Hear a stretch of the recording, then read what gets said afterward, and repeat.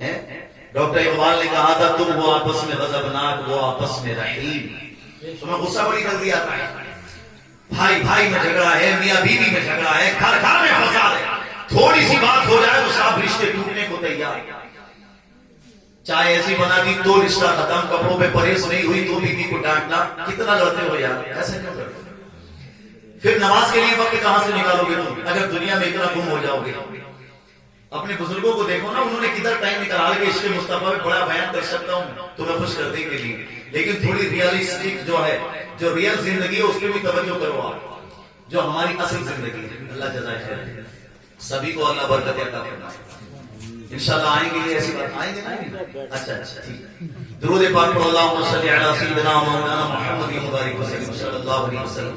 اصل زندگی پہ تو توجہ کرو. آج گھر گھر میں فساد ہو رہا ہے, محبتیں نہیں ہیں. کیا ہمارے نبی نے یہ پیغام دیا آپ کو؟ ہمارے نبی صلی اللہ علیہ وسلم نے تو یہ فرمایا ہے کہ مرد جب گھر میں آئے اور عورت مسکرا کر استقبال کرے اور دونوں ایک دوسرے کو دیکھ کر مسکرائے تو اللہ بھی اپنی شان کے مطابق دونوں کو دیکھ کر خوشی کا اظہار فرماتا ہے. میاں بیوی ہوتے ہیں ایک دوسرے سے خوش اور اللہ بھی خوش ہوتا ہے. یہاں تک کہ امام محمد غزالی رحمۃ اللہ علیہ نے کتاب میں لکھا ہے کہ جب شوہر باہر سے آتا ہے, بیوی مسکرا کر اس کا استقبال کرتی ہے, اسے پانی پلاتی ہے, اللہ اس بات پر اس بیوی کو 70 حجوں کا ثواب عطا فرماتا ہے. حج کرنا آسان کام. کتنے لوگ ہیں جو حج نہیں کر پائے غربت کی وجہ سے؟ ارے تو تمہارے گھر میں موجود ہے نا وہ چیز. مذہب اسلام نے کسی کو مطلب تشنا نہیں چھوڑا, تشنا نہیں چھوڑا, پیاسا نہیں چھوڑا. آپ کے پاس دولت نہیں ہے, مال نہیں ہے, تو آپس میں کام کرو نا. ماں باپ کے چہروں کو دیکھو. فیروز بھائی کی بات ابھی زندہ ہے, اللہ ان کی عمر میں اور برکتیں عطا فرمائے. ان کے چہرے کو دیکھیں, اللہ ایک حج کا ثواب عطا فرمائے. صحابہ اکرام نے عرض کیا یا رسول اللہ اگر 10 مرتبہ دیکھیں 100 مرتبہ دیکھیں ماں کے چہرے کو تو کیا اتنا ثواب ملے گا؟ اللہ کے نبی نے فرمایا نعم اللہ اکبر واقعی. اب جس کا مفہوم یہی ہے کہ 100 مرتبہ دیکھو گے تو اللہ 100 حجوں کا ثواب عطا فرمائے. ان باتوں پہ عمل کرنا چاہیے. بتائیے, ماں باپ کے چہرے کو نہیں دیکھنا چاہیے والا. کتنے ماں باپ گھر سے بے گھر ہو گئے, بیوی کے لیے بچوں کے لیے لاتے ہو, ماں باپ کے لیے کچھ اہتمام نہیں کرتے تو کیسے کامیابی ملے گی؟ ہمیں سوچنا پڑے گا. ہم صرف نبی کے غلام اس انداز کے ساتھ نہیں بن سکتے کہ نہ سنیں تقریر سنیں صبح میں بھول جائیں. عمل پیدا کریں اپنی زندگی میں. شعلہ بھی تیرے ہاتھ میں گلزار بنے گا جس دن تو محمد کا وفادار بنے گا. شعلے بھی گلزار بنیں گے آپ کے ہاتھ میں. آپ نبی کے سچے وفادار بن کر زندگی گزاریں. اور وفاداری یہ ہے کہ جہاں نماز ادا کریں وہاں ماں باپ کی قدر کریں, بیوی بچوں کے ساتھ بھی اچھا سلوک کریں, اور بیویوں کو بھی چاہیے شوہر کا ادب اور احترام کریں. اگر وہ غریب ہیں تو ان سے بیٹا فرمائشیں نہ کریں. ان کو یہ کہہ کر آگ نہ دلائیں کہ فلاں نے وہ خرید لیا, فلاں نے وہ خرید لیا, فلاں کے پاس وہ سیٹ ہے, فلاں کے پاس وہ زیور ہے. یہ جو ہوڑ ہے برباد کر رہی ہے. نہ عبادت میں دل لگتا ہے نہ تلاوت میں دل لگتا ہے. کب پڑھو گے قرآن, کب سمجھو گے اسلام کو؟ تم سوچے ہو بس کسی کا انتقال ہوگا تو یاسین شریف پڑھ دیں گے, بات ختم. ڈاکٹر اقبال نے کہا دیوانے یہ قرآن صرف لوگوں کے انتقال کے وقت پڑھنے کے لیے نہیں آیا, بلکہ یہ قرآن جس طرح تمہیں زندگی میں زندہ رہنا ہے اس طریقے سے تمہیں زندہ رکھنے کے لیے آیا. موت کے وقت قرآن یاد آ رہا ہے, پوری زندگی میں قرآن یاد نہیں آتا. کتنی شادیاں جہیز کی وجہ سے ٹوٹ گئی. کتنے لوگ ہیں جو شادی نہیں کر پاتے اس وجہ سے کہ جہیز کم ملے گا. بھائی کیا اللہ پہ بھروسہ نہیں ہے تمہیں؟ میں سمجھتا ہوں یہاں پہ جتنے بزرگ آزاد بیٹھے ہیں جب شادیاں کی ہوں گی تو جہیز کا کوئی تصور بھی نہیں ہوگا. اور آج کیا ہوڑ چل رہی ہے, کیا معاملہ چل رہا ہے؟ فلاں کو اگر پالیس ملی ہے تو ہمیں اور بڑی انووا چاہیے, اس سے بھی بڑی چاہیے. کیا کرو گے؟ لڑکی والوں سے مانگ کر کے کسی کا دل دکھا کے جو دینا ہے وہ اپنی مرضی سے دے گا. تم کو اللہ سے امید رکھو نا. ارے مسلمان ہیں ہم, اللہ ہی عطا فرماتا ہے. لا ورب العرش نبی کے صدقے میں عطا فرماتا ہے. لا ورب العرش جس کو جو ملا ان سے ملا. بڑھتی ہے کونین میں نعمت رسول اللہ کی. تو اللہ پہ بھروسہ کیوں ختم کر رہے ہیں؟ دین داری دیکھ کر بیاہ شادیاں کیجیے. میں نے بتایا نا کہ ساری باتوں کو جو میرے ذہن میں آ رہی ہے آپ کے سامنے رکھنا چاہتا ہوں تاکہ اپنی زندگی میں یہ پیغام لے کر کے اٹھیں کہ ہم جا جس طرف رہے ہیں اور ہمیں جانا کس طرف چاہیے. اس لیے عزیزان محترم اللہ پہ بھروسہ رکھیے. وہ جب عطا فرمانے پہ آتا ہے نا, کوئی دنیا والا کچھ بھی نہ دے یار, جب اللہ تمہیں عطا فرمائے گا تو دنیا دیکھے گی, اور اللہ اتنی عزت و مال بھی عطا فرمائے گا تو خود حیران ہو جاؤ گے. تمہیں پتہ نہیں ہے مال کہاں سے آئے گا, لیکن جب اللہ مردوں کو زندگی عطا فرما دیتا ہے تو کیا تمہارے نصیب کا رزق تمہیں عطا نہیں فرمائے گا؟ نصیب کا رزق عطا فرمائے گا. فضول خرچہ نہ کرو, بھیجا فضول خرچہ. دروازہ بند کرو. درود پاک پڑھو. اللہم صلی علی سیدنا و مولانا محمد مبارک وسلم. صلو علیہ الصلوۃ والسلام علیک یا رسول اللہ صلی اللہ علیہ وآلہ وسلم. عزیزان محترم, میرا عرض کرنے کا مقصد یہ ہے کہ ہمیں ان باتوں پر غور, کیونکہ دل دکھتا ہے. لوگ آ کے بیان کیسے کرتے ہیں, ہم سے ہی کرتے ہیں, ہمیں ہی بتاتے ہیں کہ حضرت یہ معاملہ ہے. کل ہی میں سفر کر رہا تھا تو ایک عورت نے آ کے مجھے بتایا کہ صرف فریج اور واشنگ مشین نہ ملنے پر میرے داماد نے میری بیٹی کو مار تک ڈالا, ختم کر دیا زندگی کو. چیزوں کی محبت زیادہ ہو رہی ہے اور انسان کی قیمت کم ہوتی جا رہی ہے. اب میں یہاں پہ وہ درد بیان نہ کروں تو پھر کہاں کروں. ہمیں سوچنا پڑے گا کہ ہم زندگی کس طرف لے کر کے جا رہے ہیں. ہمارے نبی تو وہ ہیں جنہوں نے کہا واللہ فی عونی عبدہ ما کان العبد فی عونی اخیہ. نو ڈاؤٹ اللہ تعالی helps those who helps his برادر.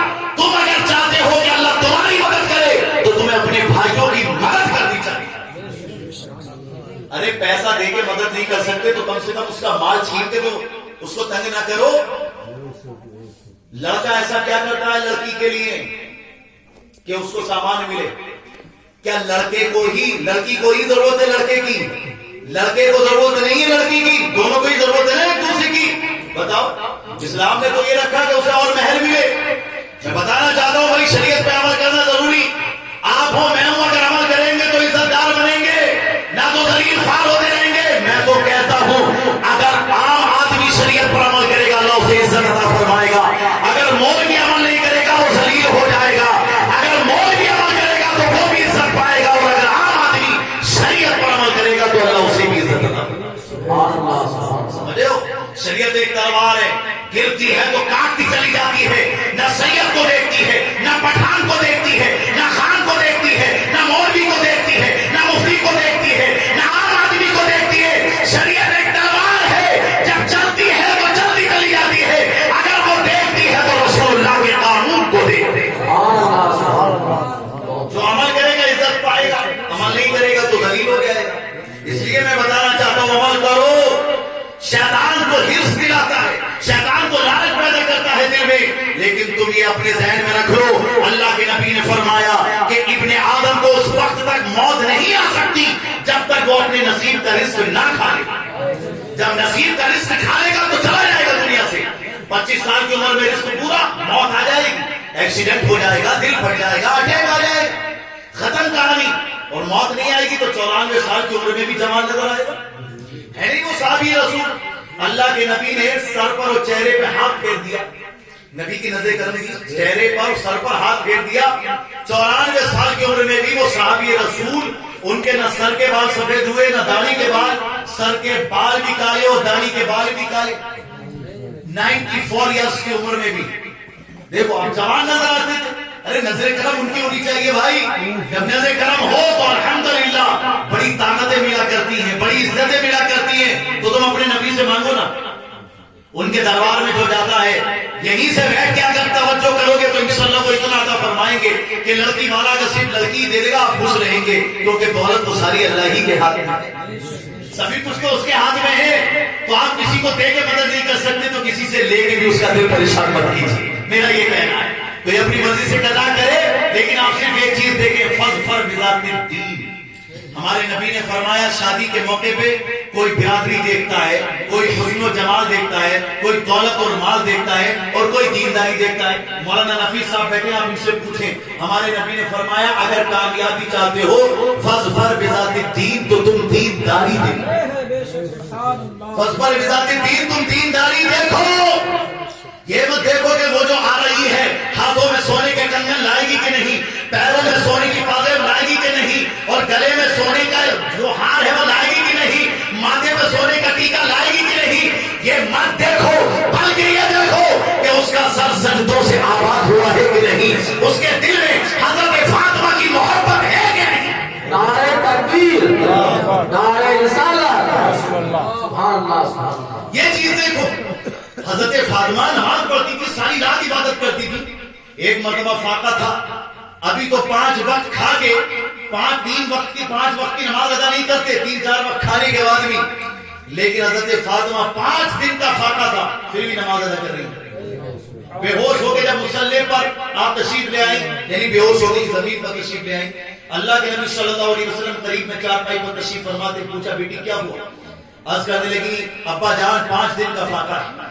اللہ کے نبی نے فرمایا مصلی اٹھاؤ. مصلی اٹھایا تو سونے کا ڈھیر لگا ہوا تھا اس کے پیچھے. فرمایا بیٹی جتنی دنیا چاہیے لے لو، مگر یاد رکھو قیامت میں تو حساب دینا پڑے گا. حضرت فاطمہ نے اس سارے سونے پر مصلی بچھا کے فرمایا مجھے دنیا کی دولت نہیں، اللہ اور رسول کی محبت چاہیے. آج انسان 2 وقت کی روٹی کے لیے پریشان نہیں ہے، اچھے کپڑوں کے لیے پریشان نہیں ہے. آج صرف مائیں بہنیں ہوئے، ہمارے بھائی ہوں، جو دل میں تمنائیں ہیں، آرزویں ہیں، چوائسز ہیں، اسی کی وجہ سے پریشان ہیں. ورنہ 2 وقت کی روٹی سب کو عزت سے مل رہی ہے، کپڑا بھی سب کے پاس ہے. مگر جو ہماری ڈیمانڈز ہیں، جو کہ یہ بھی ہونا وہ بھی ہونا، اس چیز نے ہماری عبادتوں کو چھٹوا دیا. کتنی نمازیں نکل گئی پتہ نہیں، کتنی عبادتیں ختم ہو گئی پتہ نہیں. اور ہمارے نبی صلی اللہ علیہ وسلم کے صحابہ کا مثال، حضرت عمر فاروق اعظم عصر کی نماز کے وقت اپنے باغ کو دیکھنے کے لیے نکل گئے. انہیں پتہ نہ چلا جماعت نکل گئی، نماز نہیں نکلی ہے، صرف جماعت نکلی. کیا نکلی؟ سارے لوگوں کو جمع کر لیا، بولے ادھر آؤ ادھر آؤ.